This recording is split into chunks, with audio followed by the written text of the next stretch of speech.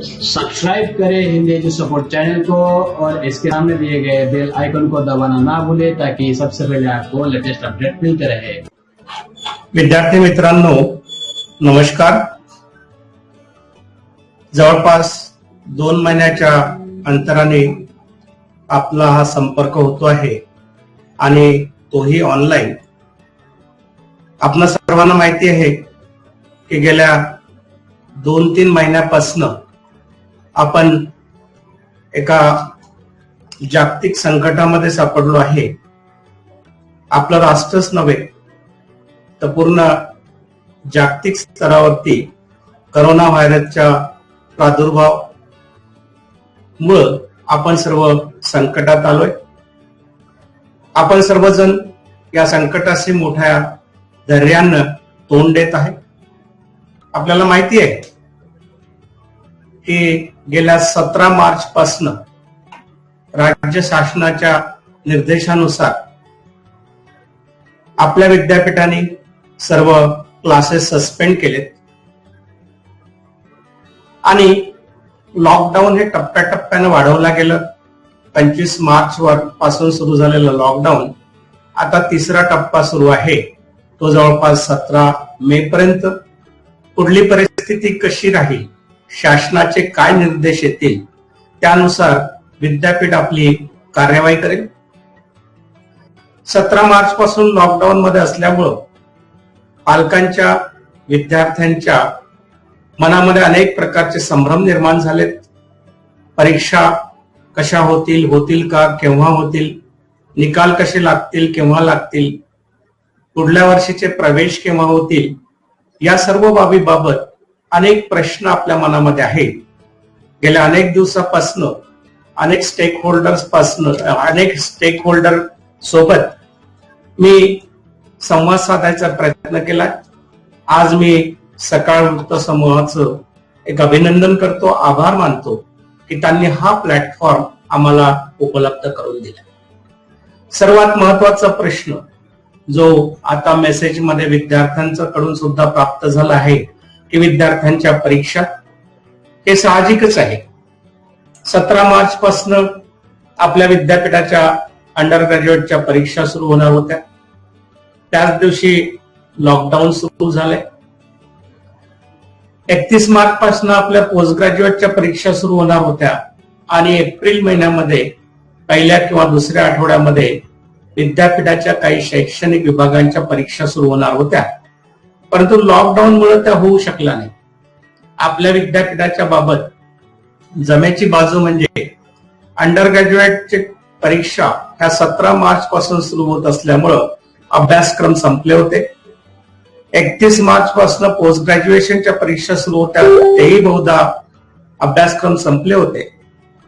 जे post graduate आपले departments आहेत त्यांच्यामध्ये ज्यावेळी मी विभाग प्रमुखांची बैठक घेतली त्यावेळी मला सांगण्यात आलं की 10-15-20% सिलेबस व्हायचं राहिलेलं आहे आणि ते काही प्राध्यापकांनी विभाग प्रमुखांनी ऑनलाईन पूर्ण करायचा प्रयत्न सुद्धा केला। प्रश्न होता हा प्रोफेशनल कोर्सेस जे आहेत, इंजिनिअरिंग आहेत, नंतर फार्मसी आहे, मॅनेजमेंट आहे, लॉ आहे, याचं बऱ्यापैकी सिलेबस राहिलं होतं। तो प्रश्न जवळपास 1 महिन्याचं सेशन त्यांचं राहिलं, कारण त्यांच्या परीक्षा ह्या मे महिन्यामध्ये सुरू होणार होत्या। तेवढं जर बाकी सोडलं तर बाकी बहुतेक अभ्यासक्रम पूर्ण झाले होते। अभ्यासक्रमाचं सिलेबस बहुतेक पूर्ण झालं होतं विषयांचं, त्यामुळे परीक्षा घ्यायला अडचण नव्हती। या संकटामुळे आता परीक्षा कशा होतील, काय होतील या संदर्भात गेल्या 5 एप्रिल पासून सतत कालपर्यंत शासनाचे विविध अधिकारी, माननीय शिक्षण मंत्री महोदय, माननीय राज्यपाल यांच्याशी खूप साऱ्या बैठकी झाल्या, कुलगुरूंच्या चर्चा झाल्या आणि आपल्या सर्वांना माहिती आहे की विद्यापीठ अनुदान आयोगाने UGCने सुद्धा याबाबत एक केंद्र स्तरावरती समिती नेमली होती। त्याचा अहवाल सुद्धा प्राप्त झाला आहे आणि UGCने जे काय नॉर्म्स जे काय त्याच्यामध्ये सूचना केल्या त्या सूचनाच्या आधारावरती राज्य स्तरावरती कमिटी कार्य करीत आहे। कालच माननीय मंत्री महोदयांनी सांगितलंय की जवळपास एक साचा कशा प्रकारच्या परीक्षा घ्यायच्यात, कुठल्या घ्यायच्यात, कुठल्या घ्यायच्या नाही, घ्यायच्या असेल तर केव्हा घ्यायच्या, हायर क्लासेससाठी एंट्रन्स एक्झामिनेशन जी असतं ती केव्हा घ्यायची, रिझल्ट केव्हा येतील किंवा पुढील सत्र केव्हा सुरू होईल, याबाबत जवळपास एक फ्रेमवर्क तयार झाला आहे. तो समितीचा रिपोर्ट एक 2-3 दिवसामध्ये येईल. त्यानंतर माननीय मुख्यमंत्री, माननीय राज्यपाल महोदय यांच्या मान्यतेनंतर त्यावरती प्रत्येक विद्यापीठ कार्यवाही करेल. याबाबत सर्व स्पष्टता तो अहवाल आल्यानंतरच होईल. मात्र या ठिकाणी मी आपणास एक निश्चित करू इच्छितो की जो काय पॅटर्न आपलं विद्यापीठ अवलंबेल, जो काय पॅटर्नने आपण परीक्षा घ्यायच्या असेल, कुठल्या घ्यायच्या, केव्हा घ्यायच्या, ज्या नाही घ्यायच्या असेल तर त्याचं मार्किंग कसं करायचं, याबाबत आपण प्रत्येक विद्यार्थ्याचं हित जोपासू.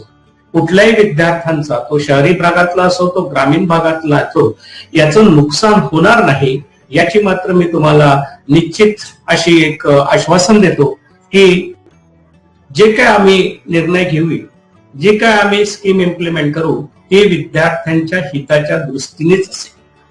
या लॉकडाऊनच्या पिरियडमध्ये गेल्या 2 महिन्यापासून आपण स्वतःच्या घरी आहात.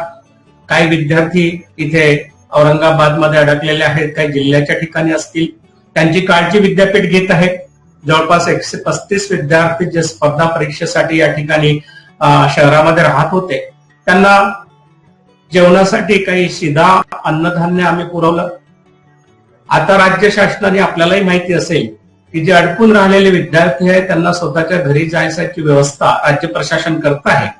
पण त्यासाठी पोलिसांकडनं पास आणि डॉक्टरकडनं एक मेडिकल सर्टिफिकेट पाहिजे. आपल्या विद्यापीठाच्या विद्यार्थ्यांसाठी ही खास सोय आम्ही आजपासून विद्यापीठाच्या परिसरामध्येच केली. इथे काही पोलीस अधिकारी उपस्थित आहेत. ते पास बाबत जे काय नॉर्म्स आहेत ते व्हेरीफाय करून जे संबंधित विद्यार्थी आहेत त्यांना पासेस देतील. मेडिकल सर्टिफिकेटचा प्रॉब्लेम विद्यार्थ्यांना एक भेसावत होता. त्याच्यामध्ये विद्यापीठाचे जे मेडिकल ऑफिसर आहेत त्यांच्या आम्ही सांगितलंय की ज्या ज्या विद्यार्थ्यांना अशा प्रकारचे मेडिकल सर्टिफिकेट पाहिजे आहे त्यांची तपासणी करा आणि इथे विद्यापीठाच्या कॅम्पसमध्येच त्यांना सर्टिफिकेट द्या. म्हणजे दोन्ही कामं, त्यांचे पोलिसांकडनं मिळणारी परवानगी आणि मेडिकल ऑफिसरकडनं मिळणारं एक मेडिकल सर्टिफिकेट, हे दोन्ही डॉक्युमेंट विद्यापीठाच्या परिसरामध्ये आजपासून तुम्हाला उपलब्ध होत आहेत की जेणेकरून बाहेरगावी जायचा आपला एक जो मार्ग आहे तो एक सुकर होईल. अशा पद्धतीने विद्यापीठाने तो प्रॉब्लेम सोडवलेला आहे. आपण सर्वजण गेल्या 2 महिन्यापासून लॉकडाऊन मध्ये आहात. लॉकडाऊन मध्ये अर्थात अनेक उपक्रम सध्या ऑनलाईन पद्धतीने सुरू आहेत. वेबिनार आहेत, काही तज्ञांची लेक्चर्स आहेत. ज्यांच्याकडे इंटरनेट कनेक्शन आहे, व्हॉट्सअपच्या सोयी आहे, सोशल मीडियावरती आपण सर्व हे अवगत करत असाल. या ठिकाणी मी एवढंच सांगू इच्छितो की परीक्षेचं जे काय आहे 1-2 दिवसामध्ये डिक्लेरेशन होईल. मात्र या लॉकडाऊनच्या काळामध्ये आणखी अनेक गोष्टी आपण ज्या करू शकता त्या ऑनलाईन काही कोर्सेस आहेत. काही विद्यापीठांनी सुरू करायचा विद्यापीठाचा प्रयास आहे. जसं आपण काउन्सिलिंग म्हणा किंवा स्किल बेस्ड एज्युकेशन म्हणा, अशा प्रकारचे काही कोर्सेस आम्ही लॉन्च करतो आहे आणि ते ऑनलाईन कोर्सेस आपण करून त्याचं सर्टिफिकेट घेऊ शकता. युजीसीने जे सुरू केलेले आहेत स्वयं आणि मुख्य कोर्सेस तेही आपण करू शकता.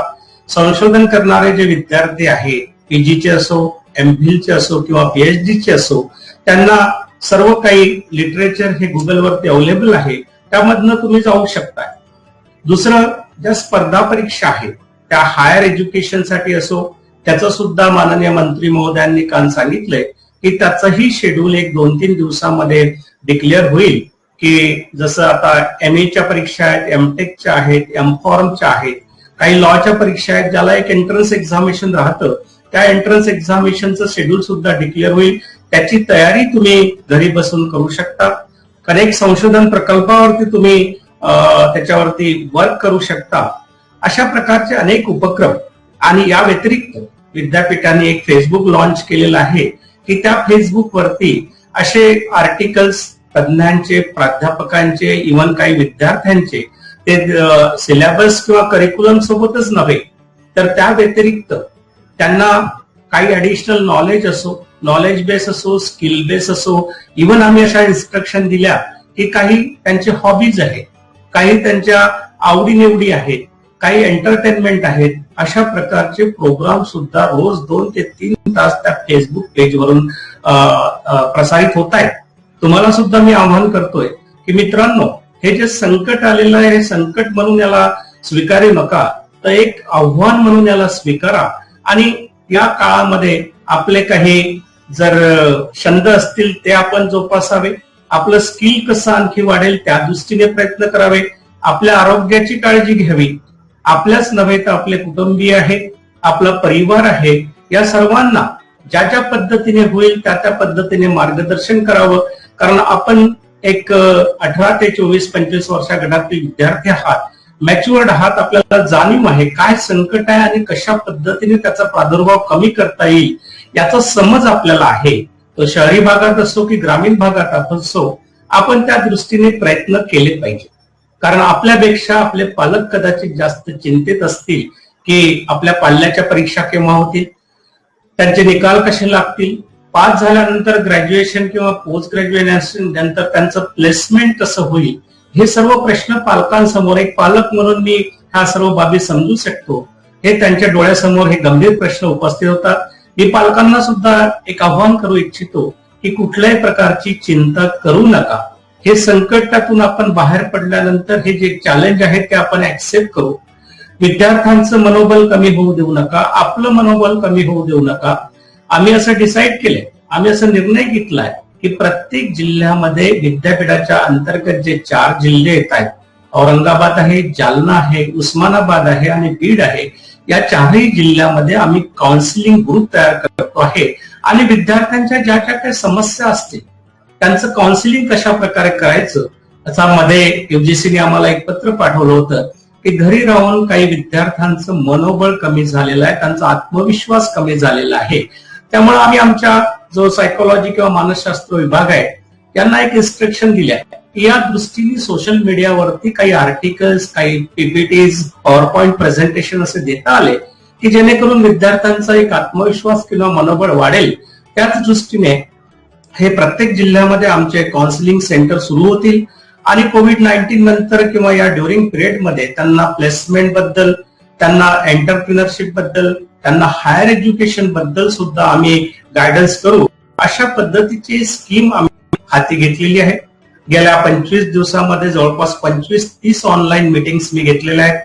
जे काय स्टेक होल्डर्स आहेत, मॅनेजमेंट काउन्सिल असो, नंतर आमचे बोर्ड ऑफ डीन्स आहेत, नंतर प्राध्यापक आहेत, इव्हन टीचर संघटना आहेत आणि प्रसार माध्यमांचे प्रतिनिधी आहेत, या सर्वांसोबत आम्ही चर्चा केली आहे आणि जे जे काही शासनाकडनं मला निर्देश प्राप्त होतात, ज्या ज्या इंटरॅक्शन आमच्या शासनासोबत होतात त्या स्टेक होल्डर पर्यंत आम्ही पोहोचवल्या आणि सर्वांमध्ये एक सकारात्मक असा दृष्टिकोन आम्ही निर्माण करायचा प्रयत्न केला.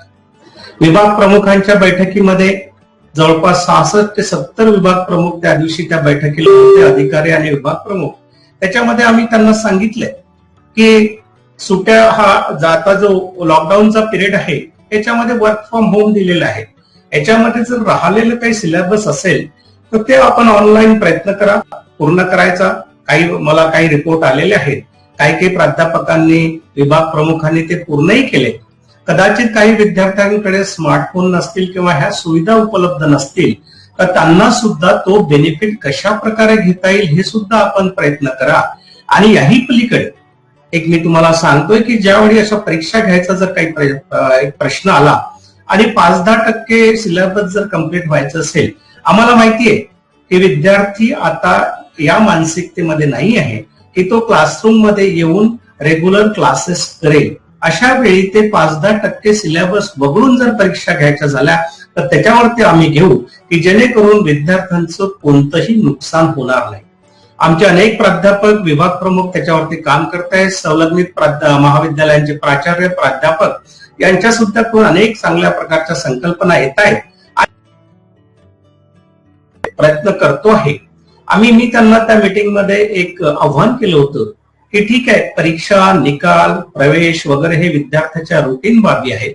या संकटामुळे कदाचित त्या थोड्याशा डिले होत आहेत, त्या आम्ही निश्चित करू. विद्यापीठाकडे सर्व फ्रेमवर्क तयार आहे अगदी सुरळीतरित्या आम्ही पार पाडू.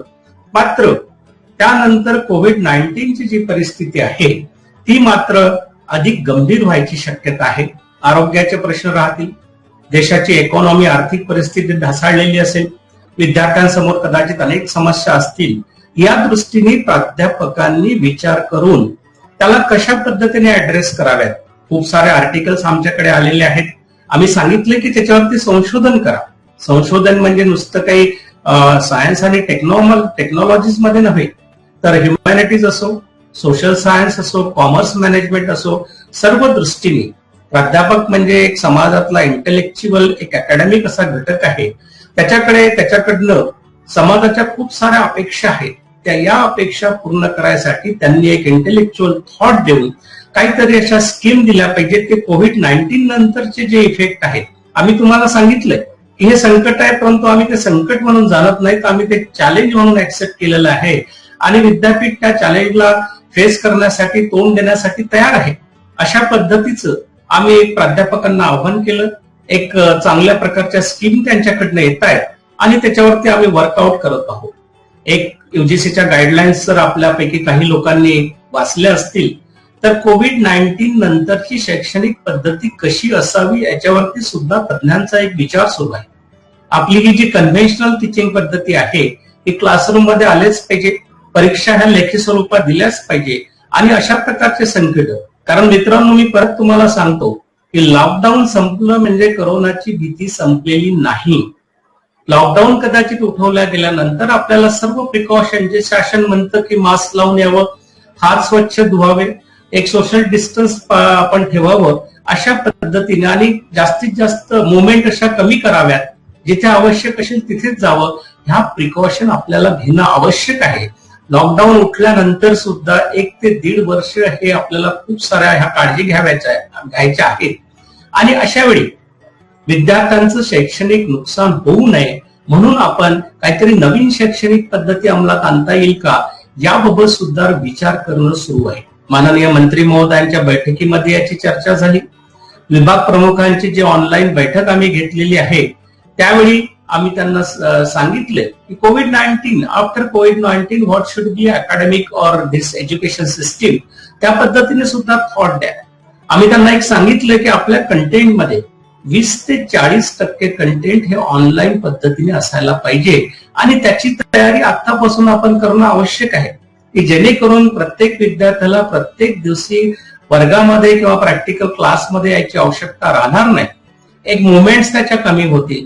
त्या पद्धतीने ऑनलाईन लर्निंग, टीचिंग लर्निंगचे काही कंटेंट आपण तयार केले आणि अशा प्रकारचं प्रत्येक सब्जेक्टमध्ये आमचा विचार आहे की हे अशा प्रकारची स्कीम तयार झाल्यानंतर ज्यावेळी सेशन सुरू होईल, आमच्या बोर्ड ऑफ स्टडीज मध्ये अशा प्रकारचा एक एक्सरसाइज आम्हाला त्यांना देऊ की हे कंटेंट त्याच्यामध्ये इन्क्लूड करावे आणि त्याच पद्धतीने ऑनलाईन परीक्षा, ज्यावेळी ऑनलाईन परीक्षेचा एक सूर निघाला होता बैठकीमध्ये, त्यावेळी आम्ही सांगितलं की आमच्या विद्यापीठामध्ये, डॉक्टर बाबासाहेब आंबेडकर मराठवाडा विद्यापीठामध्ये जी भौगोलिक परिस्थिती आहे, ज्या आर्थिक आणि सामाजिक इथल्या समस्या आहेत, बहुतेक विद्यार्थी हे ग्रामीण भागातले आहेत, त्यांच्याकडे कदाचित स्मार्टफोन नसेल, नेटवर्किंग नसेल, इलेक्ट्रिसिटीचे सुद्धा प्रॉब्लेम असेल. तशा वेळी ऍज ऑन टुडे आम्ही ऑनलाईन पद्धतीने एक्झामिनेशन 100% घेऊ शकणार नाही. पण मात्र हा एक्सक्यूज आपल्याला भविष्यामध्ये ठेवता येणार नाही. कदाचित असे संकट भविष्यामुळे आले तर त्यामध्ये सुद्धा आपण तयार असलो पाहिजे. आमचे विद्यापीठ सुद्धा प्रत्येक विद्यार्थ्यामध्ये ऑनलाईन टीचिंग, लर्निंग आणि परीक्षा घेण्याच्या दृष्टीने सर्व फॅसिलिटीज कशा पद्धतीने तयार करता येईल या पद्धतीने आम्ही प्रयत्न करूया की जेणेकरून अशा प्रकारच्या घटना जर भविष्यामध्ये घडल्या, कारण हे नैसर्गिक आपत्ती आपल्या हातात नाहीये, जर अशा प्रकारच्या घटना जर घडल्या तर त्याला आपण प्रत्युत्तर दिलं पाहिजे. त्या पद्धतीने सुद्धा विद्यापीठाकडे स्कीम आम्ही तयार करतो आहे की जेणेकरून कुठल्याही विद्यार्थ्यांचं नुकसान होणार आहे. मित्रांनो, परीक्षा, निकाल, पुढल्या वर्षीचे प्रवेश, पुढल्या वर्षीच्या प्रवेशाबद्दल मी तुम्हाला आताच सांगून देतो की विद्यापीठाच्या शैक्षणिक विभागामध्ये जे प्रवेश होणार आहेत ते ऑनलाईन पद्धतीने होणार आहेत. शक्यतोवर तुम्हाला इथे यायची आवश्यकता बनणार नाही. आणि त्याची आमची अशी स्कीम आहे की सायन्स आणि टेक्नॉलॉजीचे जे काही सब्जेक्ट्स आहेत त्याच्यासाठी फक्त तुम्हाला एक अप्लिकेशन भरावं लागेल. तुमच्या घरी बसूनच तुम्ही अप्लाय करू शकता. त्याच्यासाठी एंट्रन्स एक्झामिनेशन घ्यायचा आमचा मानस नाही आहे. जे काय तुम्हाला ग्रॅज्युएशन लेवलला मार्क्स मिळाले असतील त्याच्यावरती आम्ही तुमचे प्रवेश देऊ आणि सर्व प्रवेश हे ऑनलाईन पद्धतीने होणार आहे. त्यामुळे परीक्षा, निकाल, प्रवेश याबाबत तुम्ही निश्चिंत राहा. तुमच्या प्रत्येकाचा जे काही इंटरेस्ट आहे ते जोपासले जातील आणि प्रत्येकाच्या हिताच्या दृष्टीने निर्णय घेतले जातील. याशिवाय गेल्या 2 महिन्यापासून विद्यापीठ अनेक सामाजिक उपक्रम चालवत आहे. मी सर्व प्राध्यापकांचं, विद्यार्थ्यांचं यासाठी अभिनंदन करतो. राज्यस्तरावरती सुद्धा ह्या सर्व बातम्या गेल्या आहेत आणि आपलं विद्यापीठ याच्यामध्ये अग्रेसर आहे.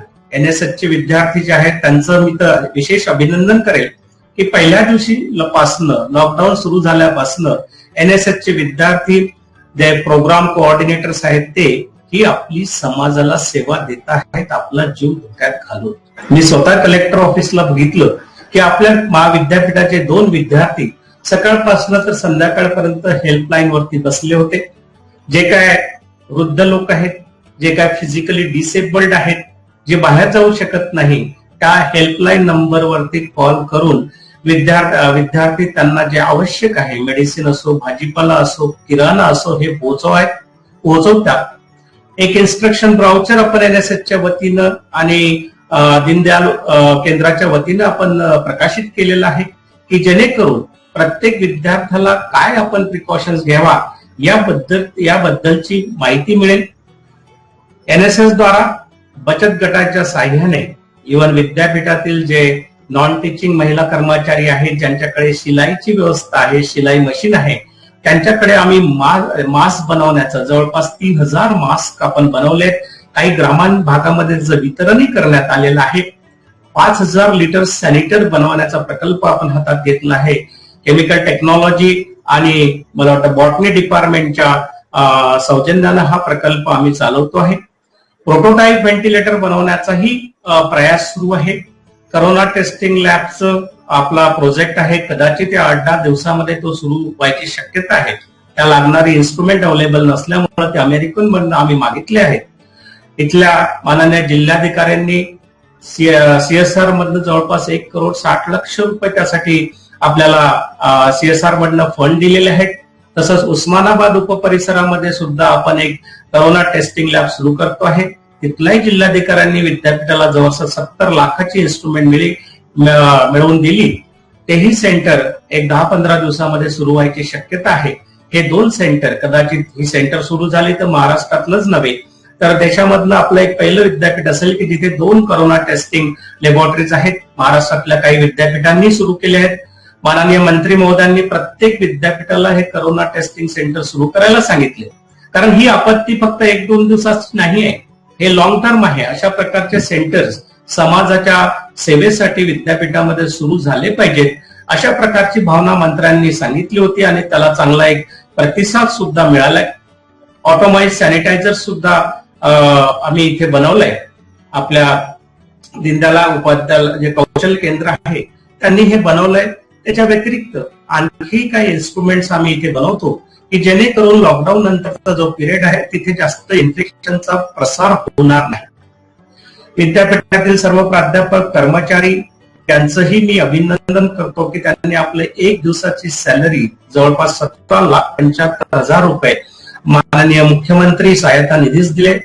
विद्यापीठाअंतर्गत अनेक जी संलग्नित महाविद्यालय आहे तिथल्याही सर्व प्राध्यापक, प्राचार्य, कर्मचाऱ्यांनी आपलं वेतन या सहायता निधीसाठी दिलं. त्यांचंही मी अभिनंदन करतो. त्यांच्या व्यवस्थापनाचं सुद्धा मी अभिनंदन करतो. डिझास्टर मॅनेजमेंट जो फंड आहे, आपत्कालीन निधीचा जो आपल्याकडे आहे, त्यातनं सुद्धा 1 करोड रुपये आपण मुख्यमंत्री निधीस देण्याचा व्यवस्थापन परिषदेने निर्णय घेतला आहे. तोही निधी आपण सीएम रिलीफ फंडामध्ये देतो आहे. आपलं हॉस्टेल जे आहे, आम्ही हॉस्टेल 17 तारखेपासूनच ही हॉस्टेल्स खाली करण्यात आली आणि जिल्हाधिकाऱ्यांनी ती ताब्यात घेतली आणि जे काही इन्स्टिट्यूट क्वारंटाईन आहेत ते पेशंट्स तिथे ठेवण्यात आले. जवळपास 1500 लोकांची तिथे अरेंजमेंट होईल. बऱ्याचशा विद्यार्थ्यांच्या मनामध्ये एक संभ्रम होता की आमचे इम्पॉर्टंट डॉक्युमेंट्स आहेत, आमचे काही व्हॅल्युएबल्स आहेत आम्ही त्याची सुद्धा काळजी घेतली आहे. प्रत्येकाचा पंचनामा करून ते डॉक्युमेंट्स आमच्या ताब्यात घेतले आणि त्याच्याबद्दल सुद्धा आपण निश्चिंत राहा. ती डॉक्युमेंट्स अगदी सुखरूप आहे. जसं हे लॉकडाऊन ओपन होईल आणि ते हॉस्टेल आमच्या ताब्यात येईल, त्या आणि विद्यार्थी ज्यावेळी तिथे राहायला येतील त्यांचं सर्व सामान, डॉक्युमेंट्स असो, व्हॅल्युएबल्स असो, ते त्यांना त्याच स्वरूपात मिळेल असं मी सांगू शकतो. अशा प्रकारे हे सर्व उपक्रम विद्यापीठ राबवत आहे. त्याच्यामध्ये आपला सुद्धा एक सहभाग असावा. मी परत सांगतोय की हे शिक्षण व्यवस्थेवरील सुद्धा एक आव्हान आहे, संकट नाही. अशा पद्धतीने नवीन शिक्षण पद्धती कशी घ्यावी, नवीन सामाजिक रचना कशी असावी, अनेक उदाहरणं आपल्या डोळ्यासमोर दिसत आहेत. त्याचा आपण आपल्या जीवनशैलीमध्ये सुद्धा आमूलाग्र बदल घडून आणणं आवश्यक आहे आणि या पद्धतीने आपण विचार करावा. रिझल्ट संपल्यानंतर पुढल्या वर्षीचे प्रवेश आहे.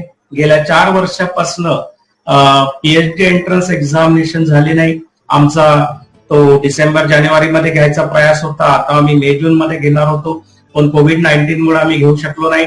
त्याची आमची सर्व तयारी झालेली आहे. जसे ह्या यूजीपीजी परीक्षांचे निकाल लागतील आणि ज्यावेळी नवीन प्रवेश सुरू होतील त्याच दरम्यान ही पेट एक्झामिनेशन सुद्धा आम्ही घेऊ की जेणेकरून पीएचडी आणि एमफिलच्या रखडलेले जे प्रवेश आहे ते सुद्धा होऊ शकतील. आणि या व्यतिरिक्त ज्या आमची 20-21 या शैक्षणिक सत्रामध्ये एक मोठा प्रकल्प आम्ही हातात घेतला होता की स्किल बेस्ड एज्युकेशन. मी नेहमी प्राध्यापकांना ऍड्रेस करताना सांगायचो की 1 टीचर 1 स्किल, त्याच पद्धतीने 1 स्टुडंट 1 स्किल अशा प्रकारची आमची ही योजना आहे. त्याच्यावरती आम्ही वर्कआउट करतो आहे आणि रोजच्या आमच्या ऑनलाईन बैठकी सुरू असतात. आमचे अधिकारी, प्राधिकरणाचे सदस्य सर्व एक सकारात्मक दृष्टीने याकडे बघून आम्ही याच्यावरती योग्य तो निर्णय घेतो आहे आणि अशा प्रकारे हे जे करोनाचं संकट आहे आपण सामूहिकपणे याला तोंड देतो आहे की जेणेकरून या संकटातून बाहेर पडल्यानंतर नवीन आव्हानं आपल्याला जे समोर असतील ते सुद्धा आपण मोठ्या धैर्याने पेलवू अशी माझी अपेक्षा आहे. या संदर्भात काही प्रश्न आपल्या समोर आलेले आहेत. त्यांचे नाव घेऊ शकतात. दक्षिण काश्मीर प्रश्न आहे वार्षिक परीक्षा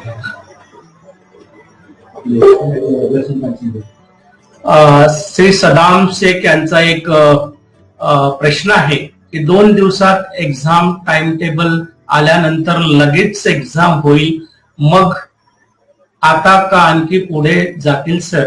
त्याच्यामध्ये मी सांगू इच्छितो तुम्हाला की जो काय आता निर्णय होईल ते 2 ते 3 दिवसामध्ये आपल्याला अहवाल येईल. ज्या काय परीक्षा घ्यायच्या आहेत त्या परीक्षेचा टाइम टेबल कमीत कमी एक 15 दिवस ते 3 आठवड्याच्या आधी तुम्हाला देईल की जेणेकरून तुम्ही त्याची पूर्वतयारी करू शकाल. त्याच्यामध्ये एक थॉट असाही आहे, म्हणजे त्याच्याबद्दल अजूनही काही निर्णय झालेला नाहीये. जसं युजीसी म्हणतं की कमी ड्युरेशनच्या परीक्षा घेता येतील का, 3 तासाऐवजी 2 तासाच्या परीक्षा घेता येईल का, की जेणेकरून 1 दिवसामध्ये 2 ऐवजी 3 ते 4 पेपर विद्यापीठाला घेता येईल.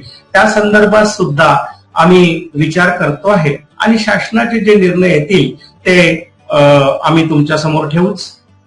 श्री प्रवेश खान यांचा एक प्रश्न आहे की सर विद्यापीठाच्या परीक्षा कधी होणार, परीक्षा कोणत्या होणार आहेत कोणत्या नाही होणार आहेत हे 2-4 दिवसामध्ये अहवाल आल्यानंतर तुम्हाला निश्चित कळेल आणि ज्या काय परीक्षा होणार आहेत त्या जुलै महिन्यामध्येच होतील. तुम्हाला माहिती आहे की युजीसीने जे एक अकॅडमिक कॅलेंडर दिलं आहे त्याच्यामध्ये 1 ऑगस्ट पासनं जे हायर क्लासेस आहेत, म्हणजे फर्स्ट इयर मधून सेकंड इयर गेलेली मुलं, सेकंड इयर मधून थर्ड इयर मध्ये गेलेले मुलं, 4 वर्षाचा कोर्स असेल तर 4th इयरला आणि 5 वर्षाचा कोर्स असेल तर 5th इयरला किंवा फायनल इयरला गेलेले मुलं, यांचे जे क्लासेस आहेत ते 1 ऑगस्ट पासून सुरू करायचा प्रयास आहे आणि नवीन जे प्रवेश होतील ते 1 सप्टेंबर पासून होतील. त्या प्रकारचं अकॅडमिक कॅलेंडर आम्ही बनवतो आहे. जे विद्यापीठाचे प्राधिकरण आहेत, अकॅडमिक काउन्सिल आहे, मॅनेजमेंट काउन्सिल आहे, यांच्या मंजुरीनंतर आम्ही ते अंमलात आणू. मात्र परत मी सांगतो की जे काही निर्णय होतील ते विद्यार्थ्यांच्या हिताचेच होतील, हे मात्र मी तुम्हाला नक्की सांगतोय.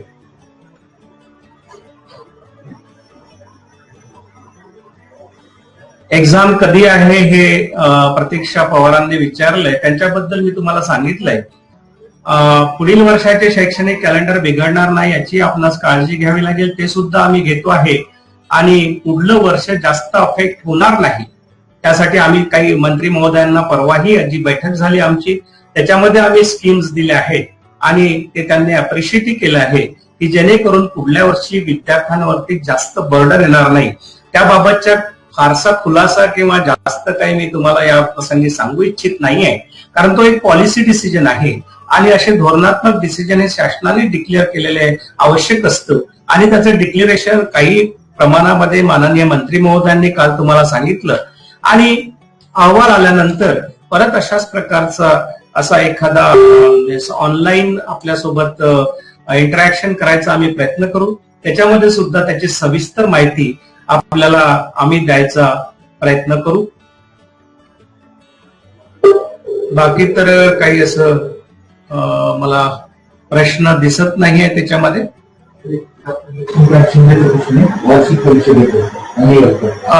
डॉक्टर लक्ष्मीकांत शिंदेंनी जे विचारलेलं आहे की वार्षिक परीक्षा घेता येईल का अॅन्युअल पॅटर्नने, शिंदे सर त्याबाबत आम्ही असं सांगू इच्छितो की युजीसीची जी मार्गदर्शक तत्वे आली आहेत त्या मार्गदर्शक तत्वावरती ज्या गाईडलाईन्स आलेल्या आहेत त्याच्यावरती जवळपास आमच्या 5 मीटिंग झालेल्या आहेत. त्यामुळे असा कुठलाही पॅटर्न जे एक्झिस्ट करा, प्रत्येक विद्यापीठाचे ऑर्डिनन्स वेगवेगळे आहेत, मात्र राज्य स्तरावरती एकच निर्णय घेऊ, थोडीशी फ्लेक्झिबिलिटी त्यामुळे विद्यापीठांमध्ये राहील, मात्र अॅन्युअल सेमिस्टर म्हणजे अशा प्रकारचा कुठलाही चेंज आता याच्यामध्ये होणार नाही. जी स्कीम आम्ही एक चांगली बनवलेली म्हणजे ऑफ द रेकॉर्ड मी तुम्हाला सांगतोय की कुठल्याही विद्यार्थ्याचं नुकसान होणार नाही अशा प्रकारचं आम्ही हे जे आहेत ह्या परीक्षा घेऊ. देशमुख पवन यांनी विचारलंय की 19-20च्या रखडलेल्या निकालाबाबत काही सांगू शकाल का? 2 निकाल रखडलेले आहेत, इंजिनिअरिंगचा आणि फार्मसीचा. मी परवालाच परीक्षा नियंत्रकांना सांगितलं, कदाचित त्या 2-4 दिवसांमध्ये फक्त थोडासा डाटाबाबत या लॉकडाऊनमुळे आम्हाला प्रॉब्लेम येतो आहे, तो क्लिअर झाल्यानंतर या 2-3 दिवसांमध्ये तो रिझल्ट लागेल, डेफिनेटली लागेल, कारण तशा प्रकारच्या इन्स्ट्रक्शन मी त्यांना दिलेले आहे. श्री निखल सूर्यताल यांनी विचारलंय की फर्स्ट इयरची एक्झाम होणार, लॉची परीक्षा होणार आहे का? परीक्षेबाबत मी तुम्हाला 2 ते 3 दिवसांमध्ये हा अहवाल आल्यानंतर, जरी सर्व एक स्ट्रक्चर तयार झालेलं असेल पण ते डिस्क्लोज करणं याबाबत योग्य नाहीये. 7व्या सेमिस्टरचा इंजिनिअरिंगचा निकाल सुद्धा मी तुम्हाला सांगितलंय की बहुतेक तो तयार आहे. थोडासा डाटा एजन्सीकडनं न आल्यामुळे तो ऑफिशियली आम्ही डिक्लेअर केला नाही, पण मात्र आम्ही त्याच्यावरती सुद्धा विचार करतो आहे. श्री विनोद देवरकर यांनी म्हटलंय की ऑनलाईन परीक्षेची तयारी करण्यासाठी प्रत्येक विद्यार्थी ऑनलाईन कसा आणता येईल याचा विचार व्हावा. मी मगाशी तुम्हाला सांगितलंय की आपल्या रिजन मधले सामाजिक, भौगोलिक आणि आर्थिक परिस्थिती लक्षात घेता ऑनलाईन परीक्षा हा प्रत्येक विद्यार्थी देईल या तयारीमध्ये नाही आहे. मात्र भविष्यामध्ये आपण याची तयारी निश्चित करणं आवश्यक आहे, कारण हा एक्सक्यूज घेऊन आपल्याला पुढे चालता येणार नाही. कारण अशा प्रकारची संकट जर भविष्यात आली तर त्याला आपली तयारी असली पाहिजे. त्यासाठी विद्यापीठ सुद्धा एक टास्क फोर्स तयार करण्याच्या विचारामध्ये आहे. मात्र ही जी परीक्षा आहे ही ऑनलाईन पद्धतीने आम्ही घेणार नाही. ज्या कुठल्या परीक्षा होतील त्या ऑफलाईनच होतील, ज्या होणार नाहीत, प्रमोशन होईल, काय होईल तो सविस्तर अहवाल तुमच्यापर्यंत येईलच. त्यानुसार आम्ही तुमच्या परीक्षा घेऊ आणि निकाल लावू. दीपक भुसारे म्हणतायत की परीक्षा कमी कालावधीत घेतला पाहिजे. हा, तो आम्ही विचार केला आहे आणि अहवालामध्ये सुद्धा तशा प्रकारचं एक नमूद होईल, कारण ह्या ज्या परीक्षा कदाचित घेतल्या ज्या जातील आहे त्या सोशल डिस्टन्सिंग ठेवूनच आपल्याला घेणं आवश्यक आहे. त्यामुळे त्या कमीत कमी कालावधीमध्ये कशा घ्याव्यात, प्रॅक्टिकल कसे घ्यावेत, प्रोजेक्टचा वायवा ऑनलाईन मध्ये घेता येईल का, असे अनेक विचार प्रवाह त्याच्यावर आणि त्याच्यावरती विद्यार्थी हिताच्या दृष्टीनेच आम्ही निर्णय घेऊया सर्व, की जेणेकरून कुणीही सफर होणार नाही.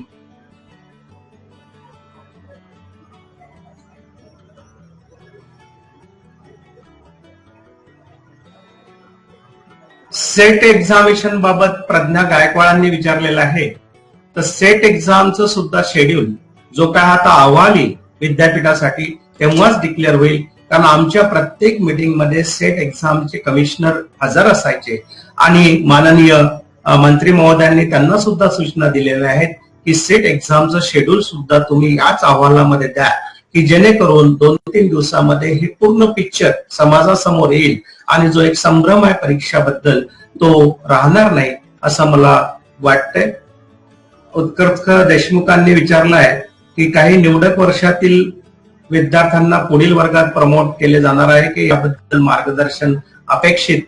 हे सुद्धा एक पॉलिसी डिसिजन आहे, 2 ते 3 दिवसामध्ये आपल्या समोर येईलच की प्रमोट होणार आहेत, परीक्षा घेणार आहेत. हे सर्व जे काय डिसिजन होतील त्या अहवालाच्या स्वरूपामध्ये आपल्या समोर येतीलच आणि त्यानंतर सर्व जे स्टेक होल्डर्स आहेत, प्राध्यापक आहेत, प्राचार्य आहेत, शिक्षक संघटना आहेत, विद्यार्थी आहेत, यांच्यासोबत चर्चा करूनच विद्यार्थ्यांच्या हिताच्या दृष्टीनं विद्यापीठ हे निर्णय घेईल हे मी तुम्हाला या प्रसंगी सांगू इच्छितो. परत एकदा सकाळ समूहाचं मी अभिनंदन करतो की हा प्लॅटफॉर्म उपलब्ध करून दिला. सर्व विद्यार्थी मित्रांसोबत प्राध्यापक असो, काही कदाचित प्राचार्य प्राध्यापकही जॉईन झाले असतील, या सर्व स्टेक होल्डर सोबत इंटरॅक्ट करायची संधी तुम्ही आम्हाला प्राप्त करून दिली त्याबद्दल मी माझ्या वतीनं, आमच्या विद्यापीठाच्या वतीनं सकाळ वृत्त समूहाचं हार्दिक अभिनंदन करतो, आभार मानतो आणि सर्व विद्यार्थ्यांना एक आव्हान करतो की आपल्या प्रकृतीची काळजी घ्या, सोशल डिस्टन्सिंग वापरा. शासन आणि केंद्र आणि राज्य शासनाने जे जे आपल्याला सांगितलं, कारण आपण जर डेव्हलप किंवा युरोपियन कंट्रीच्या कंपॅरिझन मध्ये बघितलं तर we are in a safer side. राज्य शासनाने, केंद्र शासनाने जे काही पावले उचलली त्यामुळं बराचसा प्रादुर्भाव आपल्याकडे कमी आहे. मात्र तो डिसीज किंवा ते इन्फेक्शन असं आहे की त्याला अद्यापपर्यंत काही मेडिसिन नाही आहे. त्यामुळे जेवढ्या काही जास्तीत जास्त प्रिकॉशन आपण घेता येईल तेवढा घ्याव्यात आणि एक विद्यार्थी म्हणून, एक नागरिक म्हणून आपण समाजाला याबाबत सुद्धा कसं काय जागृत करता येईल, ऑनलाईन पद्धतीने म्हणा, आपले कुटुंबीय म्हणा, आपला परिवार म्हणा, आपला मित्र म्हणा, आपले मित्रमंडळी म्हणा, या सर्वांची आपण काळजी घ्या. परत एकदा मी सकाळचे आभार मानून आपली सर्वांची रजा घेतो. धन्यवाद.